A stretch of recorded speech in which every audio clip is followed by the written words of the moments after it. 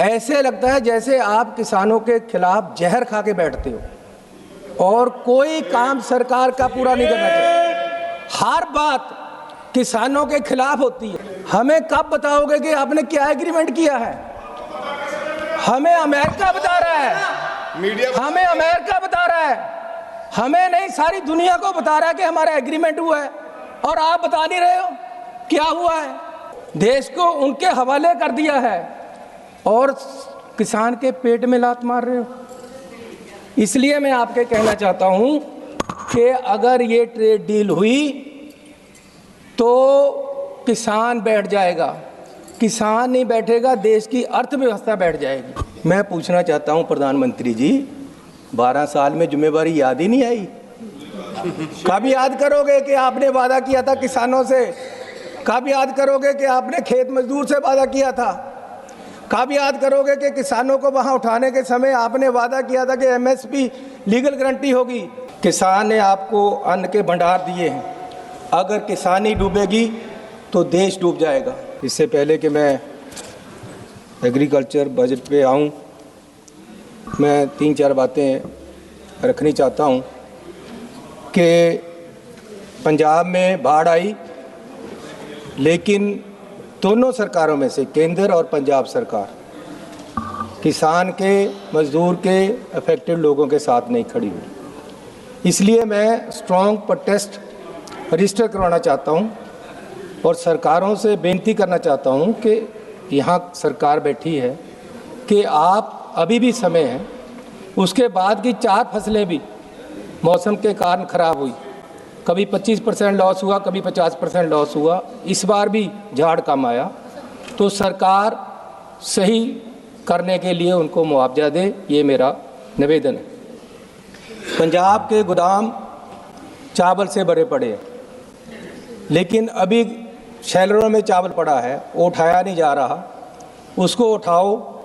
आगे अभी गेहूं का सीजन आ गया है, उसको लगाने के लिए कोई जगह नहीं। आड़तियों की समस्या मैं आपके सामने रखना चाहता हूँ। 2018 तक 2.5% आड़तियों को कमीशन मिलता था। उस समय उनका कमीशन एमएसपी के अनुसार 46 रुपये बनता था। उसके बाद बढ़ाया नहीं गया, आज तक नहीं बढ़ाया, अब जाकर 50 रुपये किया है। लेकिन मेरा निवेदन है कि उनका जो हक बनता है, जो अदरवाइज भी ये स्टेट सब्जेक्ट है, स्टेट ने तय करना होता है, लेकिन आपने आज तक उनका सही एक तो बकाया दो और आगे से 2.5% के हिसाब से उनके पैसे मिलने चाहिए। और इसी के साथ मैं आपसे निवेदन करना चाहता हूं कि जो फसल बीमा योजना है उसको इस तरीके से जो उसमें खामियां पूरी करो कि गाड़ी का एक्सीडेंट हो जाए, एक बम्पर टूट जाए तो उसके भी पैसे मिलते, लेकिन यहाँ 75% तक जब तक लॉस नहीं होता तो पैसा ही नहीं मिलता।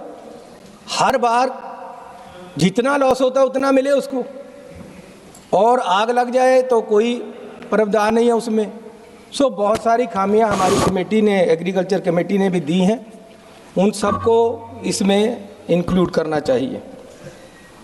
इंडिया को किसान ने भंडार दिए अन्न के, सक्षम कर दिया, फूड सिक्योरिटी दे दी, लेकिन खुद जो किसान है, जो खेत मजदूर है, उसकी इनकम की कोई सिक्योरिटी नहीं। देश में अनाज के भंडार पड़े हैं, लेकिन किसान है जो घर में उदास बैठा है।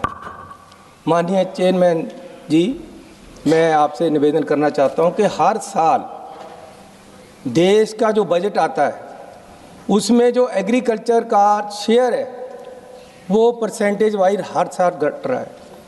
22-23 में 3.14% था, 23-24 में 2.57 रह गया, और अब 26-27 में आकर 2.44 रह गया। हर साल के केंद्र के बजट में जो एग्रीकल्चर का शेयर है वो कम हो जाता है, और ऐसे ही 22-23 में से आज तक बजट है जो 35% 94% बढ़ा, 35% 94%, लेकिन उसमें एग्रीकल्चर का हिस्सा सिर्फ 5% बढ़ा। इसलिए मैं निवेदन करना चाहता हूं कि सरकार को आपत्ति क्या है किसानों से, सरकार को किसानों से बैर क्या है। ऐसे लगता है जैसे आप किसानों के खिलाफ जहर खा के बैठते हो और कोई काम सरकार का पूरा नहीं करना चाहिए। हर बात किसानों के खिलाफ होती है। आपने 3 काले कानून दिए, किसानों के खिलाफ दिए, एजिटेशन हुआ, वापस लेने पड़े। अब आपने ट्रेड एक एग्रीमेंट कर लिया अमेरिका के साथ, उसमें बिल्कुल ही कुचल दोगे आप किसान को। ऐसी मैं पहले तो आपको बोलना चाहता हूं कि ये आपने एग्रीमेंट किया है, देश के लिए किया है, देश को बताओ तो सही। हम चुनकर आए हैं, हमें कब बताओगे कि आपने क्या एग्रीमेंट किया है?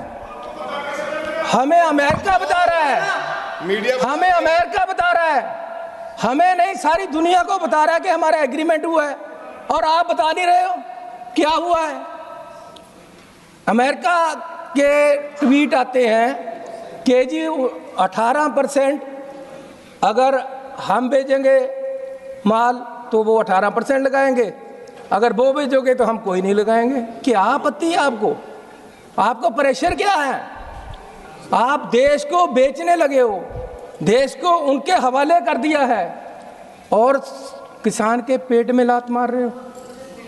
इसलिए मैं आपके कहना चाहता हूं कि अगर ये ट्रेड डील हुई तो किसान बैठ जाएगा, किसान नहीं बैठेगा, देश की अर्थव्यवस्था बैठ जाएगी। मैं आपको रिक्वेस्ट करना चाहता हूं कि मेरा एक निवेदन है कि किसान के साथ साथ आपका जो डिपार्टमेंट है इसमें लेबर है जो, उसका भी आपको मैंडेट होना चाहिए ताकि उनको भी कुछ मिले। उनकी भी व्यवस्था के लिए आप स्कीम लेकर आओ, उनका भी अगर दूसरा कर्जा माफ़ होता है तो उनका भी हो, उनकी वेलफेयर भी हो। आर्टिकल 43 भी कहता है कि एग्रीकल्चर इनकम, एग्रीकल्चर लेबर के लिए व्यवस्थाएं की जाएं, कानून बनाए जाएं, लेकिन नहीं बन रहे। सो मेरी रिक्वेस्ट है कि आपके मैंडेट में वो भी होना चाहिए। और एससी सब प्लान में जो पैसा आता है, जो ट्राइबल सब प्लान में पैसा आता है, एक तो हर साल कम हो रहा है और ऊपर से आप बचा देते हो 35%, 40%, जो खर्च ही नहीं होता। तो कोई ऐसा हो कानून लेकर आओ कि एक जो आपने पैसा रख दिया वो ज़रूरी खर्चा किया जाए, दूसरा पैसा खर्च हो जाता है, जो ऐसी सब प्लान में होता है वो खर्च नहीं होता। मैं आपसे बेनती करना चाहता हूँ कि आज एमएसपी की बात है, आपने वायदा किया था कि जी आप एजिटेशन से उठ जाओ, हम कमेटी बनाकर ये निश्चित करेंगे कि आपको एमएस की लीगल गारंटी मिले, लेकिन आज तक कोई उसकी रिपोर्ट ही नहीं आई। कब दोगे एमएसपी? बाहर से ट्रेड डील कर रहे हो, उनका जो किसान है उसके पास इतनी सब्सिडीज़ हैं, उसको सरकार इतनी सपोर्ट देती है, और आप हमारे किसान को उसके सामने निहत्था खड़ा कर रहे हो, जिसके पास ना एमएसपी की गारंटी है ना उसके कर्जे की माफ़ी है। एक मैं रैली में माननीय प्रधानमंत्री जी का भाषण सुन रहा था चुनाव से पहले, वो कह रहे हैं कि किसान भाइयों, बीजेपी की सरकार आएगी, सबसे पहला काम ये होगा कि आपके कर्जे पे वो ख़त्म कर दिया जाएगा पहली ही मीटिंग में, और ये मेरी जिम्मेवारी होगी। मैं पूछना चाहता हूं प्रधानमंत्री जी, 12 साल में जिम्मेवारी याद ही नहीं आई? कब याद करोगे कि आपने वादा किया था किसानों से? कब याद करोगे कि आपने खेत मजदूर से वादा किया था? कब याद करोगे कि किसानों को वहां उठाने के समय आपने वादा किया था कि एमएसपी लीगल गारंटी होगी?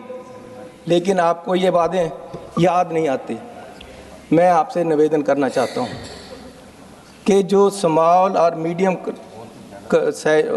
किसान हैं, उनके घर भी उतनी गरीबी है, वो भी गरीबी में जी रहा है। उसके बच्चे की पढ़ाई का उसको होता है कि मैं कहाँ पढ़ाऊँ, कैसे पढ़ाऊँ, पैसे नहीं। तो मेरा सरकार से निवेदन है कि जो स्मॉल और मीडियम क्लास के किसान हैं, उनके बच्चों के लिए एक नेशनल स्कॉलरशिप स्कीम शुरू की जाए ताकि उनके बच्चे भी अच्छे कॉलेजों में पढ़ सकें, अच्छे स्कूलों में पढ़ सकें, उनकी भी बच्चे आगे आ सकें। मैंने पंजाब का एक वो देखा जो अभी PCS भर्ती हुए, उनमें 5% भी किसान के बच्चे नहीं। कारण क्या है कि किसान को अपनी ज़मीन बेचकर अपने बच्चे पढ़ाने पड़ते हैं, सरकार की सपोर्ट नहीं मिलती। इसलिए मेरा निवेदन है, हमारी कमेटी में हमने ये रिपोर्ट दी है एग्रीकल्चर कमेटी की तरफ से, हमारे मेंबरों का धन्यवाद कि उन किसानों के बच्चों को भी पढ़ाया जाए जो अपने बच्चों को नहीं पढ़ा सकता। इसलिए मैं आपसे आगे निवेदन करना चाहता हूं कि जहां MSP की बात है वहां कर्जे की बात है, एक किसानों के पास और पंगा पड़ गया। जितने नेशनल हाईवे पंजाब में निकल रहे और कहीं और, वो 15 फुट ऊंचे जा रहे हैं। किसान की ज़मीन को दोनों तरफ से बांट दिया जाता है, ना सही रास्ते निकलते, ना उसको इधर से उधर जा सकते, ना पानी जा सकता, जैसे चाइना वाल हो जाती ऐसे बना देते। उसको बराबर क्यों नहीं लेकर आते? दूसरा मैं आपसे निवेदन करना चाहता हूं कि भाजी